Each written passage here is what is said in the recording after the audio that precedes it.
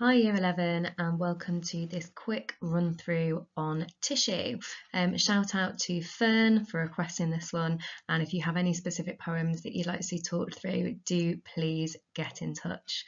So we're starting with everyone's favourite tissue, which always causes some disgruntlement because it's a very metaphorical poem, but the hint is in the title, tissue, the dual meaning, the idea that it can be both a material that we use as humans, that we manipulate, but also something that is ourselves, that we ourselves are made out of biological tissue.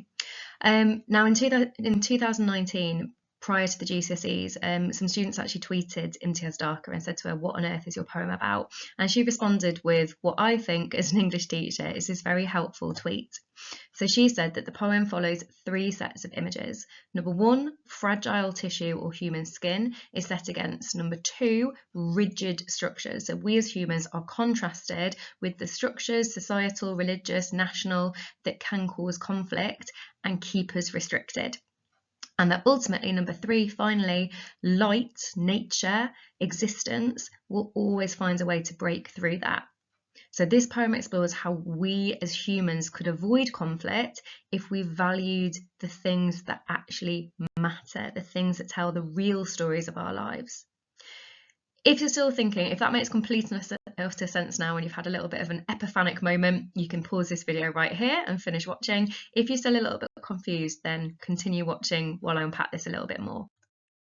So in a nutshell, what Dharker is getting at is that we give tissue, or things made out of tissue, as in made out of paper, power over us. So when you look through the poem, and this isn't the point of this activity, but when you look through the poem yourself, you'll be able to find multiple references to nouns, to things that we use and we give power to in society.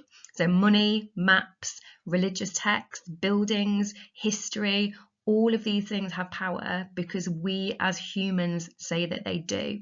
This is a poem that has no kind of set historical context to it. There's no battle you can kind of link it to. There's no specific ruler who's being criticised.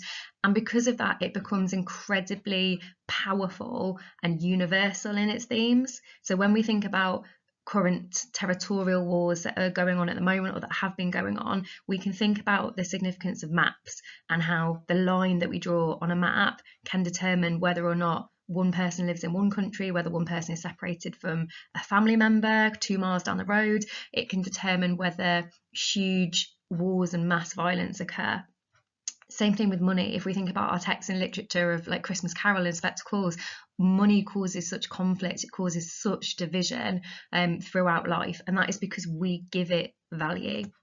So ultimately, Dharker is asking us to consider how much less conflict there would be in the world if we just accepted our existence, accepted the kind of fleeting moment that we're alive for, not to get too existential, and stop trying to memorialize ourselves or stop trying to kind of make things count more than they already do. She wants to kind of show us that life is enough and is precious and important enough without us having to do any of these things to make it kind of last longer. Now, what I mean by that is explored on the next slide. So two terms that we could use with this poem are the ideas of ephemeral power or transitory power. So both are adjectives. Ephemeral means lasting for a very short time, whereas transitory means not permanent. And as I've already alluded to, Dharker is encouraging us to accept both of these things about ourselves, that we as humans have ephemeral existences, that we are transitory, and that that's okay. We don't need to go down the route of Ozymandias trying to build a huge, vast and trunkless statue to ourselves. We don't need to try and control and dictate over everything around us to give us a sense of power like we see in London. And that ultimately the power of us as humans, the power of our kind of memories, our lives, our existences, as we see in Emigre with the sunlight, is enough to keep us going, to let us live a full and fulfilling life. absolutely taking no credit for this. This is a knowledge snapshot. You can find them on the internet for all of our power and conflict poems, but this just gives you a little bit more information if you are still struggling with this poem. Hopefully this has been a really quick run through to help you with understanding this though. If you found this helpful, do remember to like and subscribe to the Seed of the YouTube channel. Thanks everybody.